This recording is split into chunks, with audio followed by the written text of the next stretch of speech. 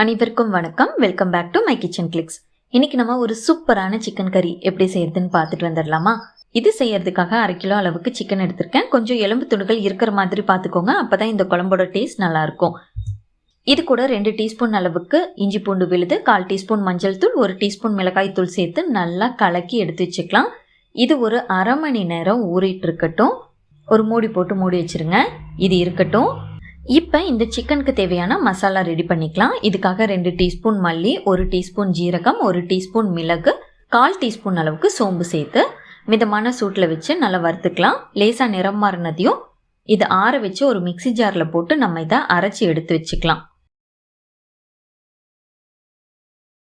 இது இருக்கட்டும்.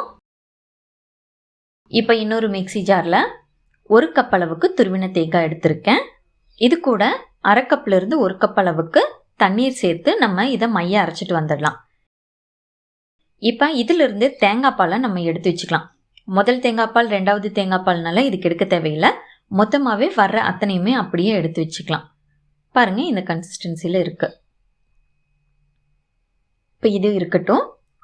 ஒரு கடாயில் 3 டேபிள் ஸ்பூன் அளவுக்கு தேங்காய் எண்ணெய் சேர்த்திருக்கேன். 1/2 டீஸ்பூன் கடுகு சேர்த்து கடுகு பொரிஞ்சதும் ஒரு 2 பெரிய வெங்காயத்தை ஸ்லைஸ் பண்ணி வச்சுருக்கேன். அதை சேர்த்திட்டு கூடவே 2 பச்சை மிளகாய், 3 வரமிளகாய், 1 கொத்து கறிவேப்பிலை இலை, இந்த குழம்புக்கு தேவையான அளவு உப்பு சேர்த்து நல்லா வதக்கி எடுத்துக்கலாம். வெங்காயம் நல்லா பொன்னிறமாக மாறினதுக்கு அப்புறமா ஒரு பெரிய தக்காளியை கட் பண்ணி வச்சுருக்கேன். அதையும் சேர்த்து நல்லா வதக்கி எடுத்துக்கலாம். சின்ன தக்காளியாக இருந்தால் 2 சேர்த்திக்கோங்க. தக்காளி சுருண்டு வதங்கினதும் நம்ம ஏற்கனவே மசாலா போட்டு ஊற வச்சிருந்த சிக்கன் துண்டுங்களில் இதில் சேர்த்து நல்லா கலக்கி விட்டுட்டு மூடி போட்டு ஒரு 8லிருந்து 10 நிமிஷம் வரைக்கும் இதை வேக வச்சு எடுத்துக்கலாம். சிக்கன்லேருந்தே தண்ணி விடும். அதுவே இது வேகிறதுக்கு போதுமான அளவாக இருக்கும். மீடியம் ஃப்ளேமில் வச்சு வேக வச்சுக்கலாம்.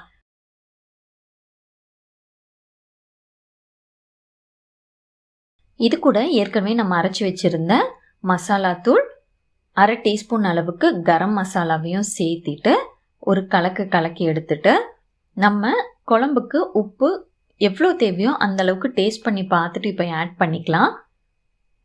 இது கூட நான் இப்போ 1/2 கப் அளவுக்கு தண்ணி ஊற்றியிருக்கேன். ஏற்கனவே தேங்காய் பால் எடுத்து வச்சுருந்தாங்க இல்லையா, அது ஒரு 1 கப் அளவுக்கு வந்துச்சு. அதையும் சேர்த்திருக்கேன்.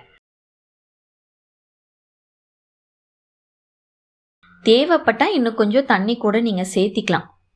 இப்போ இதை எல்லாத்தையும் நல்லா கலக்கி விட்டுட்டு மறுபடியும் மூடி போட்டு ஒரு 10லிருந்து 15 நிமிஷம் வரைக்கும் மீடியம் ஃப்ளேமில் வச்சு நம்ம குக் பண்ணி எடுத்துடலாம். சிக்கன் நல்லா வெந்து வரட்டும்.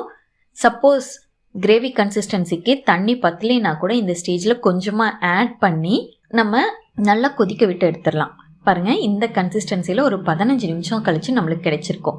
கடைசியாக கொத்தமல்லி தழை தூவி இறக்கினீங்கன்னா ஒரு அட்டகாசமான சிக்கன் குழம்பு மைல்டாக ஸ்வீட் டேஸ்ட்டோட சூப்பராக இருக்கும். இதை ஒரு டைம் நீங்கள் ட்ரை பண்ணி பாருங்கள். Tata, bye bye.